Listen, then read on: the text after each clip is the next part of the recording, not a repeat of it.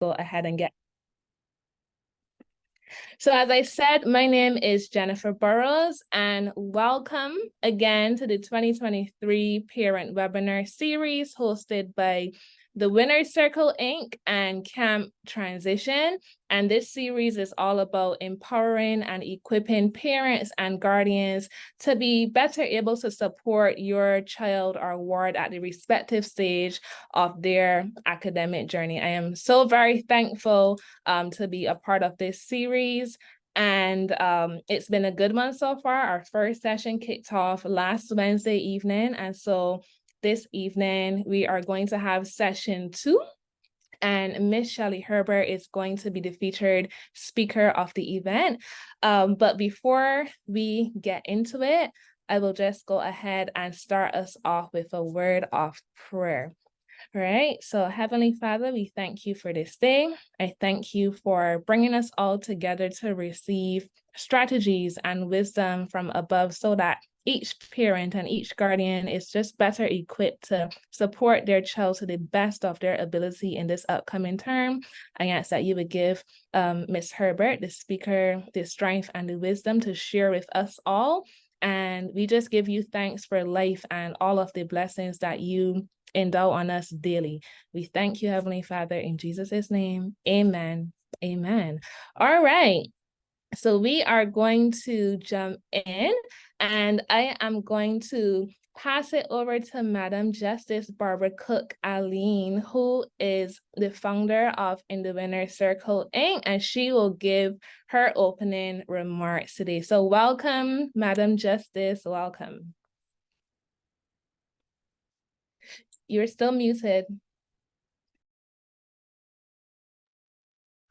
Thank you, Jennifer. Good evening, everyone. Welcome again to our second session, Parenting Webinars. I wanted to share with you the reason why we're doing the parenting webinars. When we first started with a circle, our focus is on the children, 11+ children, preparing for the transition to secondary school. And I used my experience in the master court to figure out what topics we should use, what were coming to court that was more prevalent. And at the time, gambling was one, drugs is always one. It might not be a charge for possession, but when we do a test on the children, we realize that they're using it, and that's what contributing to the problem, causing them to actually commit the crime. We also realized that bullying is one of the problems as well in the schools. And with the technology that we had, especially during COVID, we realized that cyberbullying was also prevalent as well. So we looked at different topics for the children based on what was happening in the court system. And we realized we need to reach the parents, need to understand what we're teaching their children want, and that they're also transitioning. We need to get topics to prepare you for that period of moving on from 11+ onto the senior schools and secondary schools, as well as give you some tips, generally as parents of teenagers and otherwise.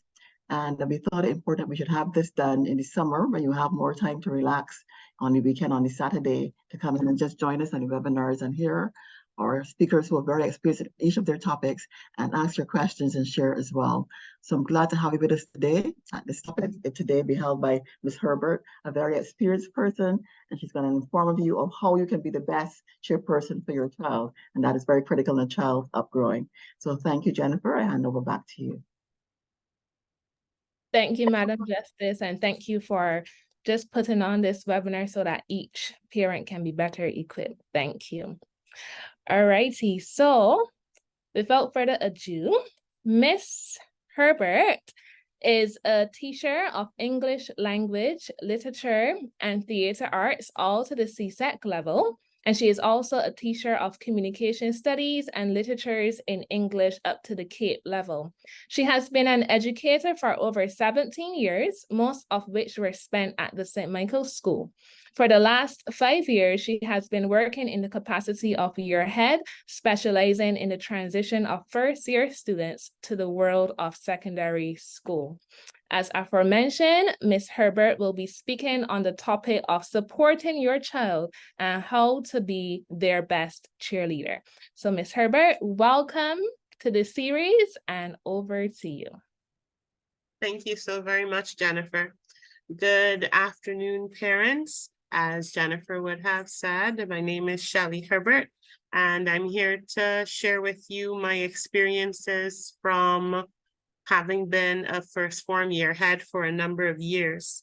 Now, it goes without saying, parents, that you are the biggest cheer section for your child, but it is that there are other persons who are cheering on your children as well.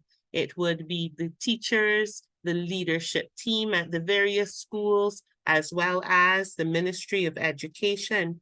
All of us are fully invested in your child's success and in your child's future.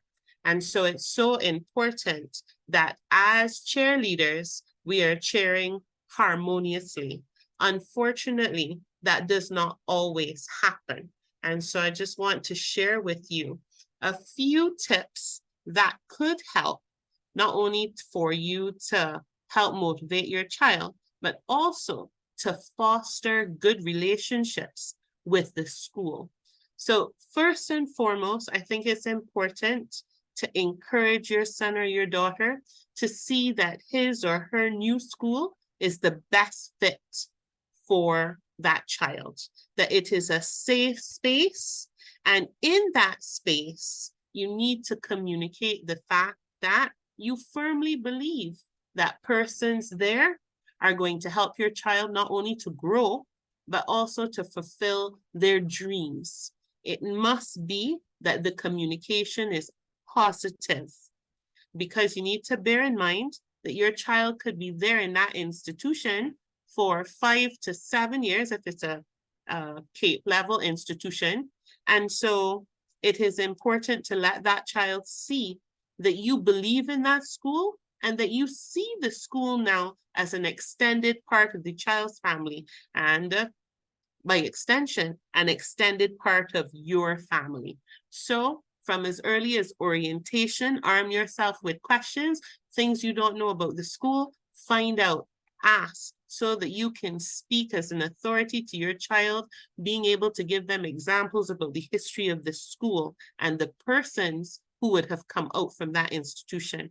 It's also important that from as early as orientation, you help your child to see the importance of extracurricular activities, because just putting on a uniform does not make you part of the school. But from the time you start to get involved in extracurricular activities, get to know other students, not only from the first form year group, but throughout the school, as well as being exposed to other teachers, those are things that would help your child to see themselves as being part of the fiber and fabric of their new school. Also, as parents, I would say you need to also do your best to help support school activities, whether it be sports day, swimming. Many schools have outreach programs. And so it is so important to help your child to see this is now a part of our habit. This is now part of our life, school life. And so support the activities at the school. I give you an example. At the St. Michael's School for first form, I chose the month of October to engage in beach cleanups, because I think it's so very important to help young people to see that they could give back to their communities. And so the beach cleanup there were several things. One, to help children to see that they could give back. Two, it gave parents an opportunity, it gave the first form parents an opportunity to meet and socialize, and also be able to put a face to the child. Oh, you're the child that my son or daughter is doing this project with. And so the parents who came out, they had a wonderful time. They planned picnics around the activity. And so the children were able to bond. And so they felt very much a part of the school. And so I think it is very, very important to support the school in every single way possible. And so it's not that you pack off the child and the child goes to the activity, but that you, the parent, are also there to support them. Also, I would say, in terms of supporting the school and supporting your son or your daughter, it's important to avoid making comparisons to their primary school. Primary schools and secondary schools do function differently. And although you would have spent many years in primary school, it is now a new journey, a different part of the leg of their education. And so to compare, especially if the comparison is negative, will only serve to delay that child embracing their new school. And so I would say avoid comparisons, whether it's to the primary school or other secondary schools. It's important to appreciate that each school has its own culture. And so I give you an example. Some schools will send the end of term report to the child's email address. Other schools will send the end of term report to the parent's email address. It's not a matter of which is right or which is wrong or best, but it is that each school has its own culture. And so once you find out what the culture is, then you act in harmony. So you make sure that if the report is going to your child's email account, that you add that email account to your phone so that whenever anything is sent, you can monitor. Similarly, it is important that if the circulars about activities at the school are coming to your email address, that the school has the most current email address, because sometimes persons do change their email addresses but do not inform the school. And then they may complain about the fact that correspondence has not come, but it has been sent to the former address. So I think it's important to understand the culture of the school and to make sure that you act in harmony so that you're always getting correspondence. Another thing would be embrace the school motto, the ethos of the school. Have your child read the school handbook. The school handbook is very important because it helps us to understand what are the expectations of the school. So it's not only that the child should become familiar with the expectations, but you as parents, you too should also be familiar with what are the expectations of the school. Now, I know that we are all entitled, of course, to our opinions about dress codes and jewelry codes, and many persons believe that the codes at the schools are old-fashioned, and that is fine. But what is not fine is to encourage children to break the rules of the school, because when you teach children to break one set of rules, eventually what may happen would be that they break your rules as well. And so to support your child in the best way is to support whatever the expectations are that are outlined in the school handbook. So I give you an example of one that unfortunately has become quite popular. The school handbook would state that students are not to sell items on the school compound, whether that is candy, whatever. Some children make slime and they look to sell that. Now, a parent might look at it from a personal motive. This is helping the child to be an entrepreneur. This may help out in a particular area. However, understand that schools operate on what is the greater good for the collective. And so as long as it goes against protocol, regardless of how pure the motive, please do not encourage children to break the school rules, because that could result in a very negative situation for them, as well as you, the parent, if it is that you are fully endorsing it. So I would say that school handbook, make sure that you are au fait with what's in there so that everything runs smoothly. Another thing that we should consider is to cooperate and to respect the chain of command in the school. Of course, you are the advocate for your child. And we live in a society whereby if there is an issue, you must go to the top. You must deal with the head person. However, in a school, it is perhaps best to deal with the issue closer to the actual problem. And so the chain of command would be that if there is an issue, you start with the form teacher. That is the person that your child will see every single day at school, and check in with the form teacher in the morning and in the afternoon. So if there are any issues, that is the person that you would go to first. If the issue is not in connection with the school, but is specific to a subject, then you would speak to the subject teacher. So if there was an issue with math or English language, you would try to contact the subject teacher. Failing that, you can speak to the head of department if it is subject related. If it is not subject related and it has to do with behavior or anything else, you can contact the year head.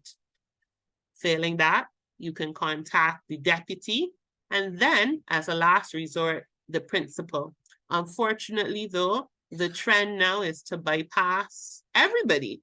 Form teacher, subject teacher, year head, deputy, principal, and go straight to the Ministry of Education. However, does that always solve the problem? Probably not, and it might create others. So I give you an example. A parent comes and wants to speak to the year head. A child has hit his son on the way home, and he wants pretty much blood. So he comes in, he's very, very upset, and he was actually going to look for the little boy that hit his son. And as it turns out, the two boys are friends, and every afternoon, one will hit the other and run off.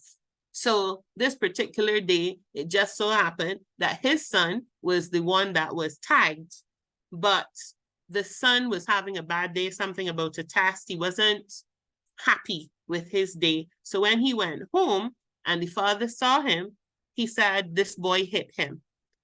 The parent did no further investigation. He just came to the school and he wants the year head.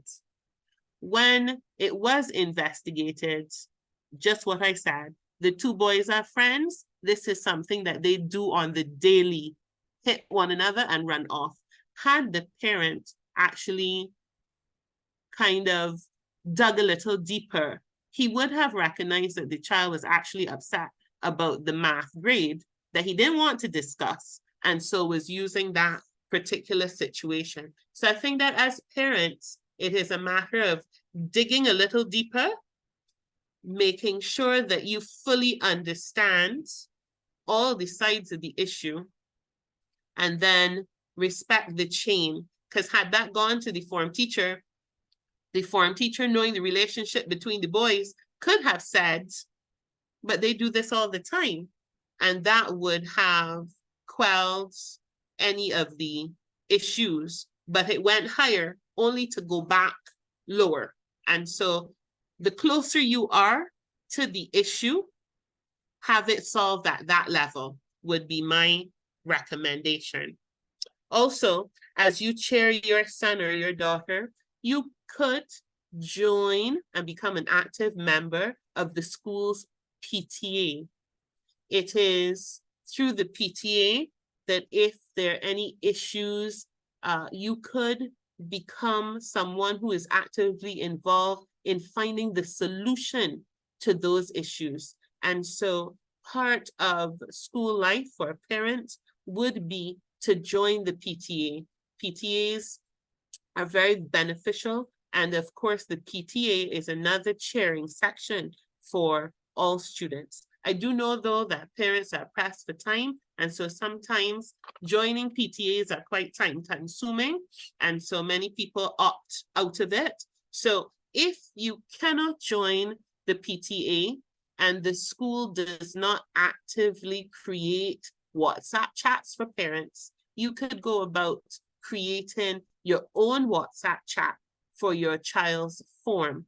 But the purpose for that chat would, of course, be to highlight homework assignments, remind persons about upcoming tasks, remind parents about upcoming tasks so that they could help the child to prepare and to revise. You want to be able to post resource information, whether that be YouTube videos, anything that would help the child. But I would also caution to avoid using chats to vent or to malign children. There are times when you're only getting one side of a matter from an 11-year-old, and there is the caution that there are times when situations the child does not grasp, they come home with their understanding, they explain that to you, and you get upset because it does not sound right. But generally speaking, if something does not sound right, it could be that there's something missing. And so instead of going to the chat and airing something negative, it would be important to get the whole story so that we're back on the same page and the harmonious sharing could continue. It is very, very important to ensure that you have all of the information from an adult. I am not suggesting that children lie. I am suggesting that sometimes children do not always grasp everything. And so what they bring home in terms of information may be incomplete. So it is important to get all of the information before venting. On a side note, I think that it is very important to discourage children from being in chat groups unsupervised. The children at age 11, because they have the school and the classroom in common, does not mean that they share the same values or morals. It does not mean that they're on the same levels of maturity. And so unfortunately, when children are in chat groups and they are not supervised by any adults, foul language, porn, cyberbullying, and very long periods of time. I've had parents bring phones to me which show that the child was on there for hours on end. Now, WhatsApp chats are out of the domain of the school. However, what happens in those chats often have direct bearing on the relationships in the classroom. And so I know that everybody is excited about the new school and encouraging children to make friends. And we believe that WhatsApp is the way to do that. However, it could be the way to do that, but the child needs to be supervised so that negative things are not happening in that chat, because children have many faces. The face they show you and the face that they then show their peers. Persons want to be popular. Persons want to be seen and to be known. And unfortunately, sometimes they don't mind if they're known for negative things as long as their name is the one on people's lips. And so supervision in chat groups is very, very important. From as early as orientation, some schools call it registration. Be transparent about whatever issues are impacting your child or that may impact your child's progress. Those issues could be health, their eyesight, family dynamics, the death of a loved one. Do they have anger management issues? Anything that would give the new school the heads up so that they could put things in place. It's not a matter of invading your space or your privacy, nor is it, well, this is a new page, and so this is a new slate. The reality is that there are some things that are not new slate issues, but are carry on because it is part of the child's personality, the part of the child's life. And I think that as adults, we cannot underestimate what the death of a loved one does to a child. That void is something that sometimes they can't even put into words, but you see it playing out in the classroom with them being withdrawn or their triggers. Sometimes in poetry classes, some of the poems do deal with death. Then you have a child who is crying and you don't fully understand because there have been no heads up about there's an issue. And so I think transparency is very, very important so that we're all on the same page, so that we know what we need to do for this particular child. Because yes, we're seeing them as a group, but we do see them as individuals, and we need to come to know them as individuals. So as parents, you need to be forthcoming with whatever information, so that it is not into week 4 that we realize, well, the child is wearing glasses and so needs to be at the front of the classroom. You know that they wear glasses. So from day 1, tell the form teacher at orientation or registration, my son, my daughter needs to be at the front. Granted, everybody wants their son or daughter to be at the front, but if there is a reason, say that up front, so that there's no need then to shift and change halfway into the term. I would also say that one of the things that I've come across, and it was a little surprising to me, was that many parents, in cheering their child on, tell the child, deal with the matter, don't let anyone push you around. And what that does is it creates situations where children use violence to protect themselves because they have been told, do not let anyone push you around. So I give you an example. A student takes a pen from another student. The pen had fallen on the ground and 2 boys claim that the pen belongs to them. So the child that found the pen doesn't know, and he's waiting for a teacher to come into the class. The child who did own the pen gets up and pushes the child off the chair. When I contacted the parents, I said, well, this behavior, this is not going to be condoned here at the school.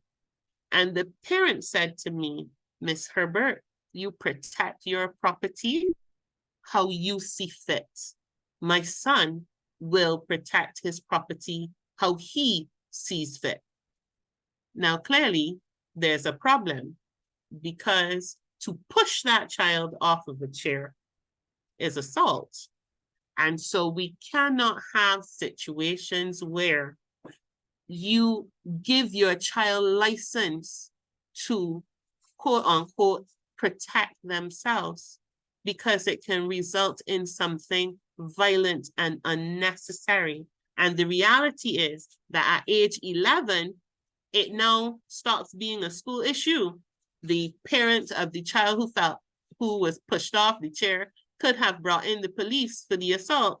So we need to help our 11-year-olds to deal with matters, not in a violent way, not in the way that they see fit, but to get the help of the teacher, the form teacher, the subject teacher, prefect. They need to get help from the school, this extended family who's also cheering them on. They're not to deal with the matter on their own in that way.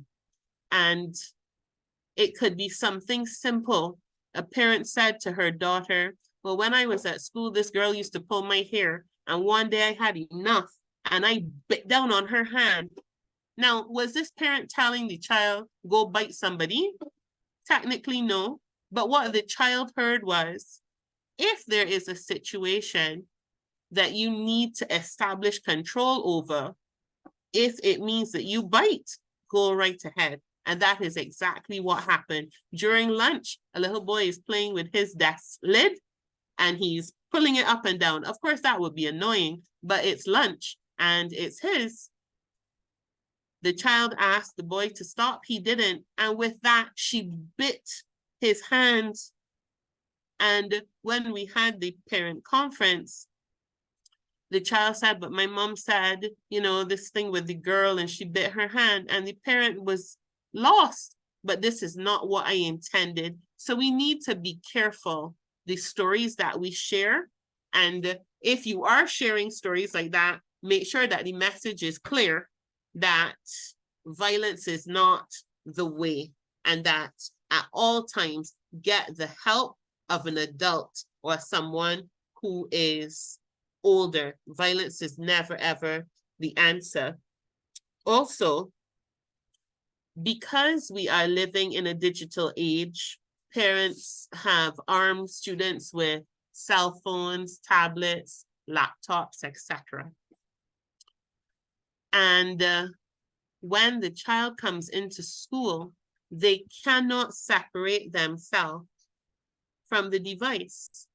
So before school starts, students are with their cell phones playing Roadblocks or 3 Nights at Freddy, and they cannot disconnect. So class is going on, the phone is on the desk. We need to be mindful of the fact that though technology is great, the downside is that for an 11-year-old mind, it can be a distraction. And so most schools, as far as I'm aware, do not advocate that first formers should bring cell phones to school.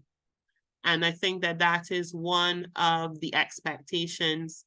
Most definitely, parents should try to help the child adhere to, because addiction is quite real.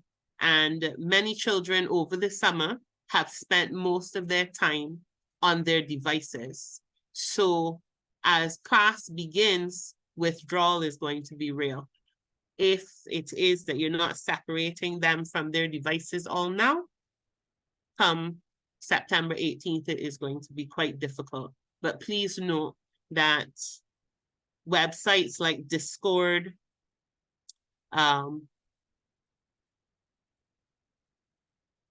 plunge the children into a world where they're speaking with persons, they don't know their ages, they don't even know where these people are, and it could put them in harm's way. In addition to that, oftentimes what I have discovered, parents only know that there's something amiss with the phone when the problem actually comes to a head.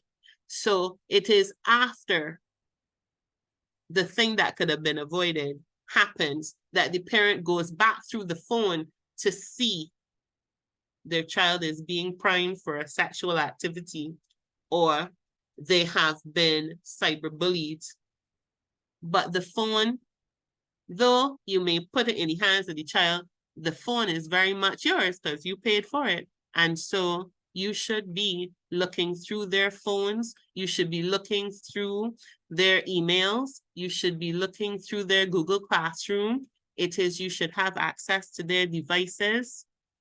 These are children, and they need structure, they need advice, they need guidance. And so the child should be cognizant of the fact that you are going to be monitoring, because that is your job as their cheerleader, to monitor their activities, not after the issue has come to a head, but long before. And so these devices, they need to be checked regularly. The cell phone, for example, some children do not have their parents on their status. So a status appears, their friends can see it, but you, the parent, cannot. Do not let it be a situation where the first form year head is calling you to tell you, but your child has porn up on their status. I think that it is one, embarrassing, and it's two, you feel a sense of overwhelm because here they are in your house doing things that you have no knowledge of, but persons at the school are the ones who are telling you. And so monitor the cell phone, make sure that you can see all statuses and anything connected with the cell phone. I would also say that you need to remind your child constantly that they are responsible and accountable for not only their actions, but also their education. So if the teacher has said, write down in your notebook your homework, you are responsible. And if you have not done it, you are now accountable. It is so very important from early to help our young people to understand that yes, they have rights. Indeed, they do. But with rights come responsibility and accountability. So it is not a matter of, oh, they're only 11. No, they can reason. And as long as they can reason, we need to help them to use that thinking ability to do the right things. Yes, children are going to make mistakes, but it is important that you support the school when the school makes them accountable for their actions and not look to make excuses. Because in this life, excuses help no. Sorry. We don't want to train our children or raise our children to make excuses for their action, but to be responsible as they mature. Finally, I would say as parents, to be a good cheerleader is to make sure you're a good role model. So you need to model good behavior when it comes to respect for persons in the school, respect for other parents, respect for other children. We have a bit of a culture creeping in now where if you believe that a child has done something to your child, you want to confront the child. That's not positive. It doesn't matter what the motive is. It is that as an adult, you should not be coming into a school to interact with someone else's child. You wouldn't want someone to do that to yours, so certainly you do not want to do that to someone else. Remember that school is a safe space for everyone, and you contribute to making sure that it remains a safe space. And so those would be the suggestions that I would make as you look to help your child negotiate and navigate through their leg of secondary school. Thank you. Wow, thank you so much, Ms. Herbert, for that very comprehensive presentation in terms of providing these different tips that the parents can use and implement as they support their child and become their child's best cheerleaders. Thank you for that. So we are going to move into a time of Q&A. We have some time for some questions.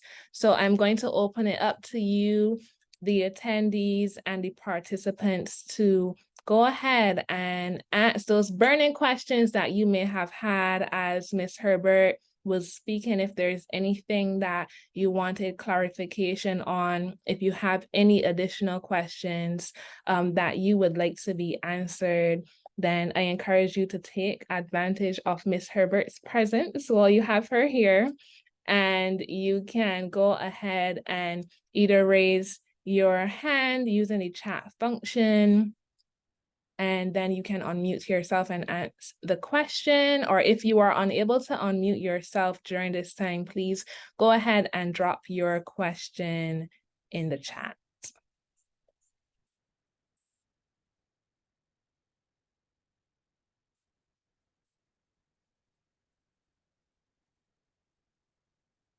But while we are waiting for persons to answer their questions, Ms. Herbert, I have one.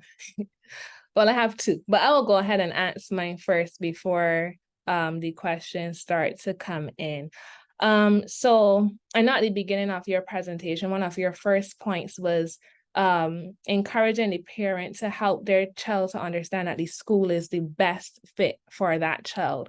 What advice would you give to a parent whose child is now entering secondary school and maybe did not pass for the first school of their choice or even their second choice? Maybe they're going to a school that maybe wasn't even in their top 3 or their top 5 schools of choice. What advice would you give to the parents on how best to encourage their child and position their child to be excited about this new school, even though it wasn't their top choice? Right. I do think that a lot has to do with how you had that discussion about choices in the first place. I think, though, that helping the child to recognize that this is the place that you have found yourself. It may not have been your first, second, or third choice, but it was a choice. You put this down, we put this down as a school because we thought that this too could have been a good fit. And so that does not change. And the reality is that for the time being, it is the best fit for where this child is at present. And so you go in and you look for all the things that the child would be interested in terms of the extracurricular activities. And you help that child to see that wherever they are, that is the best place for them at this time.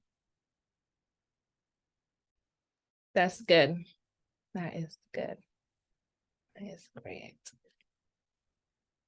And I think also just showing them that they can excel wherever they go, you know, and also parents just being mindful that, yes, maybe sometimes you may have to get extra resources to help your child wherever they are, you know, but it's their playing field. It's an oyster, you know, it's a world full of opportunities for them to excel wherever they end up. Yes, and largely it is the parent rethinking how they have set up the whole thing. The reality is everybody needs to be allocated to a school. Yes. And this school is a stepping stone to whatever you want in your future. And this school is going to create that opportunity. And that is what parents need to sound down in their child. It may not have been where you wanted to be. It's not where your friends are, but this is your stepping stone. And you need to help it to help you, because the teachers there may not know that this was not their first choice, but they see this child and they embrace this child and they're going to help them to go as far as possible. And so parents need to help the child to appreciate wherever they are, this is their stepping stone. And so they need to make the right steps and make sure that those extracurricular activities are supported and that the child is very much a part of the fabric of this school. Wonderful. Are there any questions as yet? You can go ahead and either raise your hand or you can go ahead and unmute yourself and ask your question.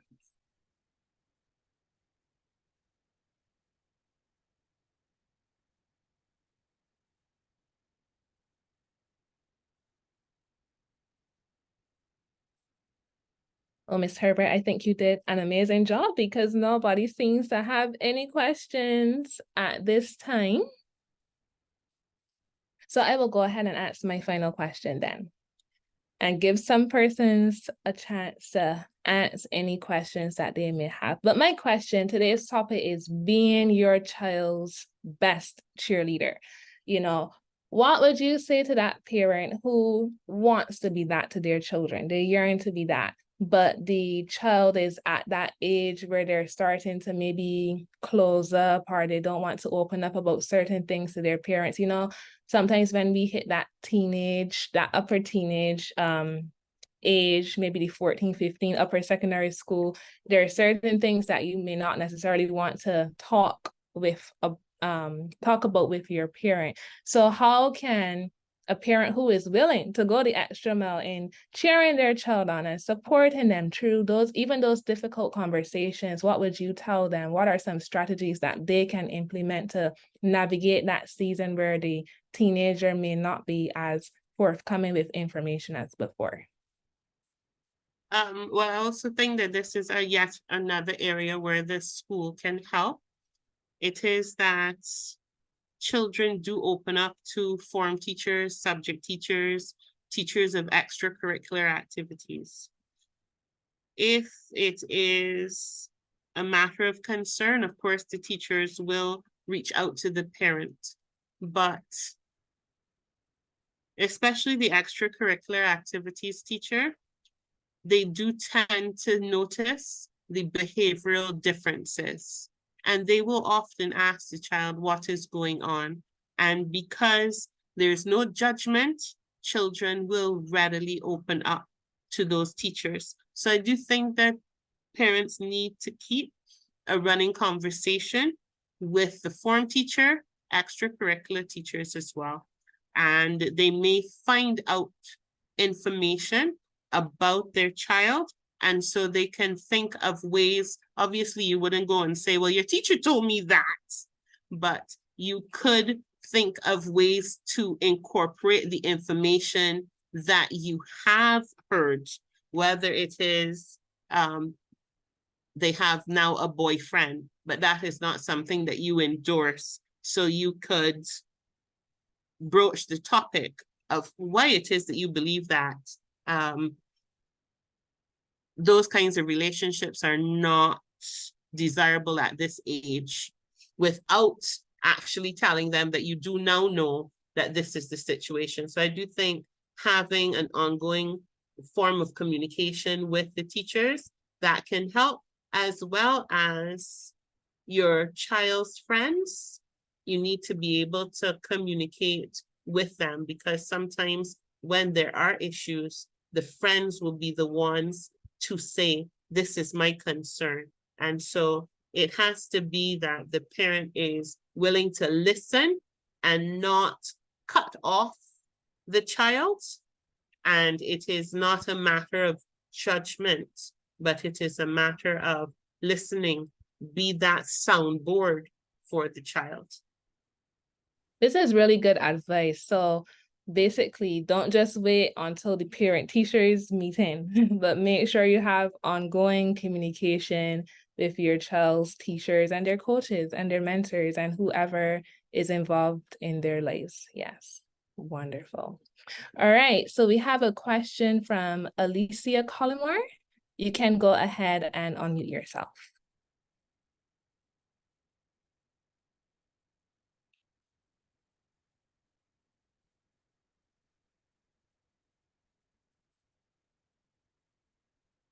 Alicia, are you there? Okay, seems like she dropped off. All right.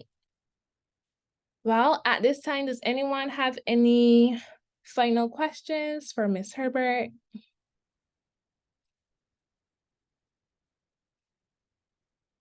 If not, I would just like to ask you if you could complete this very, very brief form. You've had the privilege of listening to Ms. Herbert for almost an hour, and we would love to get some feedback from you just to hear how this session was for you and any suggestions that you may have for our future webinars. And while you're completing the form, I have a question here in the chat, and the individual says, I have a friend whose child passed last year for her alma mater. The child feels very pressured because teachers there remind the mother and keep comparing her to the mother. So how would you suggest the child or the parent handles this situation? Yeah, that is a frequent issue, not only with parents and children, but also if they're siblings at the school. I think that if it is something that happens, especially with a particular teacher, the child could ask that teacher if they could have a word, whether at lunch or immediately after the class.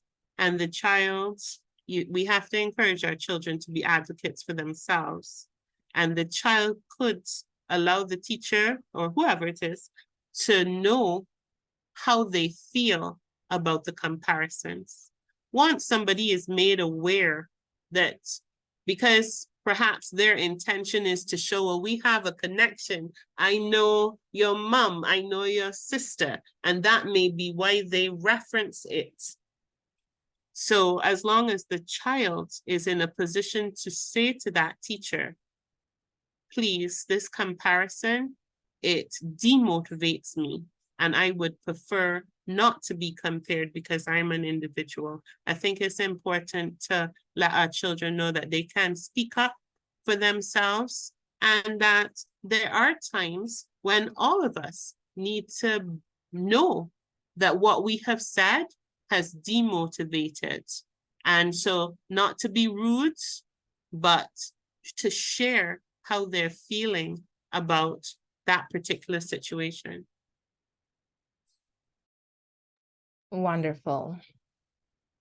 All righty. So at this time, I would just like to make everyone aware of some upcoming webinars that we will have. We are going to, Jennifer, if I may, yes, please. Go ahead. as you're joining, she had a question. Okay, great. Ms. Collin, Hi. yes, go ahead. Hi, good evening. Good evening. This is my question.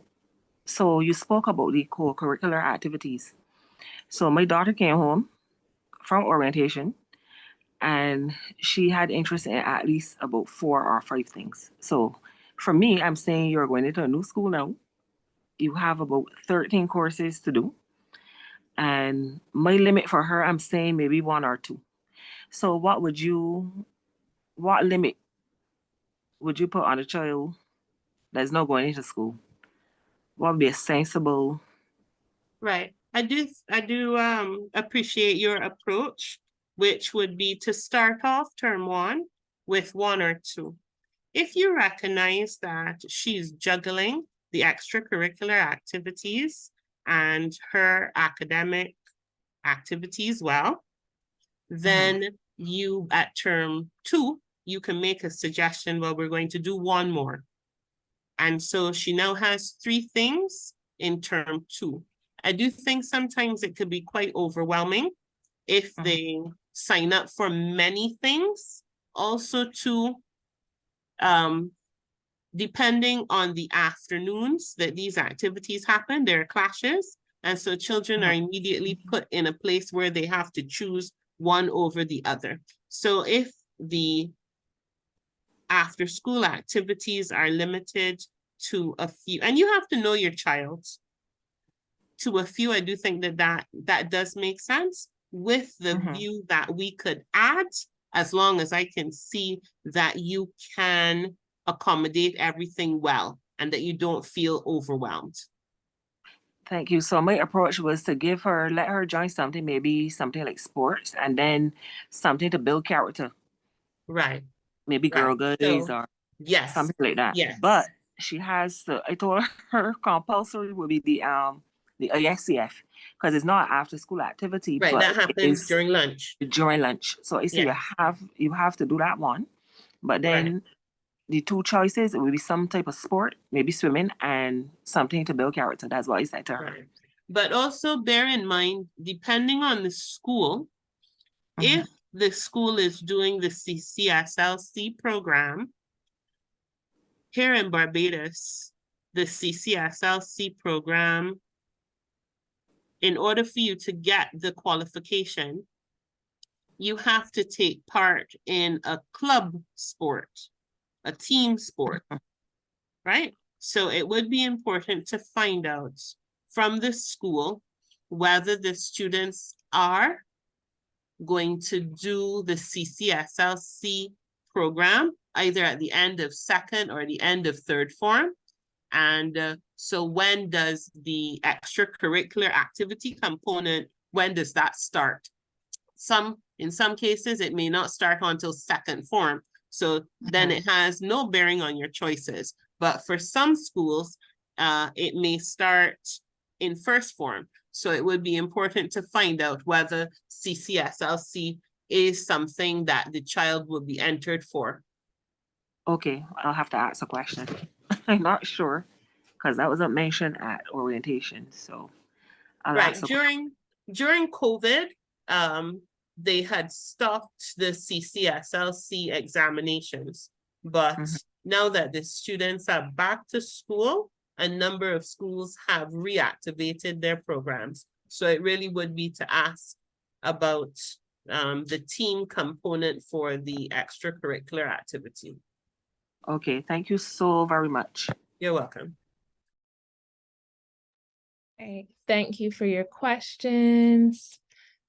All right, so I'm just gonna go ahead and share my screen just to make everyone aware of the remaining webinars that we have.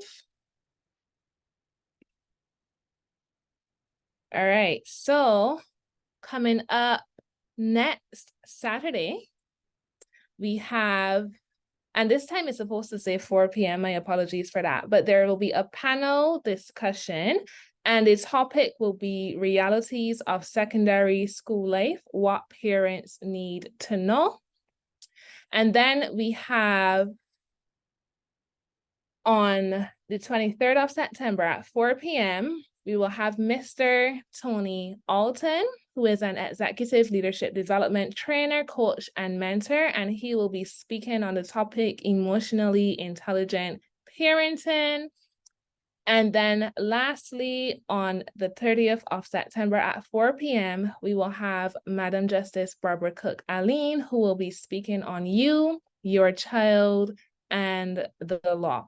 All right, so please go ahead and make sure you register, make sure you take this Zoom information for these upcoming webinars. You can always reach out to me at 846-4819 or this email address, jenjburrows@gmail.com.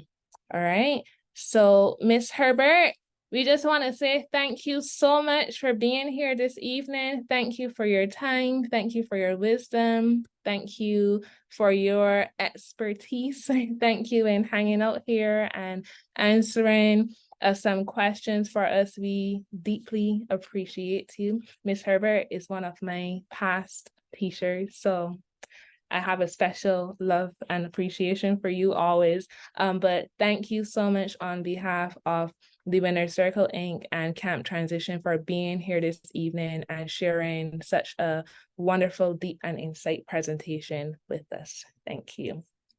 Jennifer, could you just reshare the information and just drop your information in the chat for others? Yes, I Because can. I wasn't seeing it on my screen. I don't know if other persons saw the other webinars. Okay. Yeah. Thank you. Are you able to see it now? Much better. Thank you. Okay, great. Yes, so this will be the one on September 30th, the one coming up on September 23rd, and then this is the one coming up on September 16th, with the time being 4 p.m. instead of 6.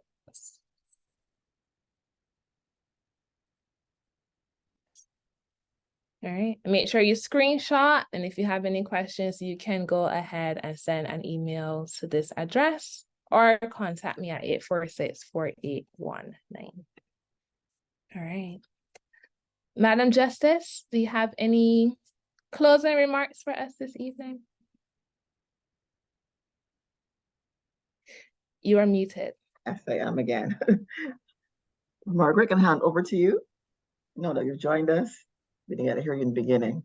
Ms. Grant. Okay. Good afternoon, and thank you so much, Shelley, for a wonderful presentation. I had a little challenge getting in, but I was able to capture some pointers. Now, just to say that camp transition, it has been around since 2010, and it has been an addition to the book that was published in 2009, the book Entering Secondary School. We thought that children needed something more, so we had added camp to the whole thing and to the package. And since then, we would have had about maybe 900 children or more, or just over 900 children who would have passed through camp transition. Today, we have 3 camps running simultaneously. We have the junior camp, which is for those who have who are now entering secondary school. We have the Fresh Start Focus, which is for those who did not do so well in first, second, or third form, but especially first form. Because we recognize that when you make a bad start, it can really daunt your mindset.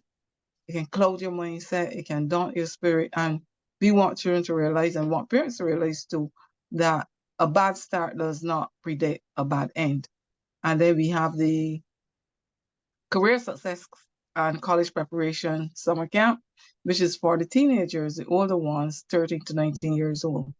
And in this one, we focus a lot on career planning, career assessment, and then we work backward as to see how you'll reach that career, and also how the subjects that you need to do in secondary school.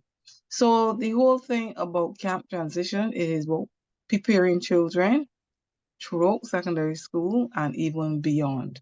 Okay, so I am glad that this year we were able to link with in the Winner's Circle, and I must say that we did get some assistance from Sandy Lane Charitable Trust, and because of them, 19 children were able to attend camp transition.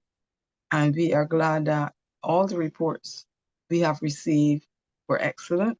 The only negative report we got was that camp was too short. So we want to thank Winner's Circle for linking with us this year, and we hope that it will be the beginning of greater things to come. Thank you, parents, for being here. We want you to really sound the word every week. Make sure that all in your chats, all in your platforms, we want people to get this information because it is excellent information.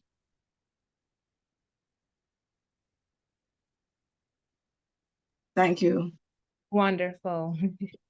Thank you, ma'am, and welcome. Over Thank to you. Madam Justice. Thank you, Jennifer. Thank you, Shelley, for being with us today. We really learned a lot. You refreshed me in my parenting skills as well. You were really thorough and touched all the areas that are really important for parents to recognize and expect what things happening at the school for the children and how they can actually go through the different channels to make sure they can give them a smooth transition. So thank you again, Shelley. And each of the parents here, thank you for coming this evening. We look forward to seeing you again next week. I recognize this Bino from last week, and I believe Miss Lewis as well. So it's good to see you all again. Hopefully see everybody next week again, and tell your friends. So thank you again. Back to you, Jennifer. Wonderful.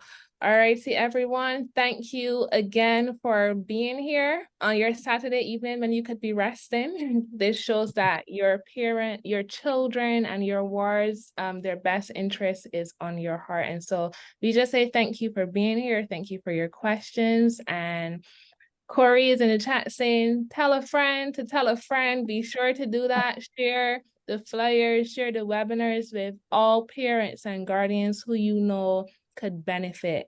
All right. And so we thank you, Ms. Herbert. Thank you, Madam Justice and Mrs. Grant. We thank you so much for hosting this amazing series that we'll all see today the improvement of our future generations. All right. So have a wonderful evening, everyone, and bye.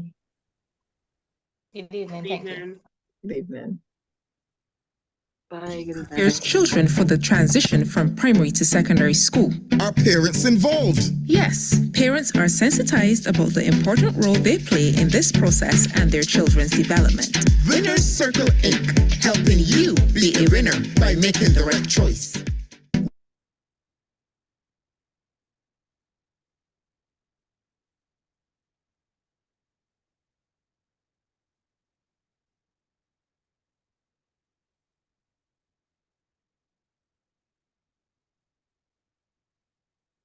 It's just us now? Yeah, Yes. Let me just lock it off. Hold on. all right.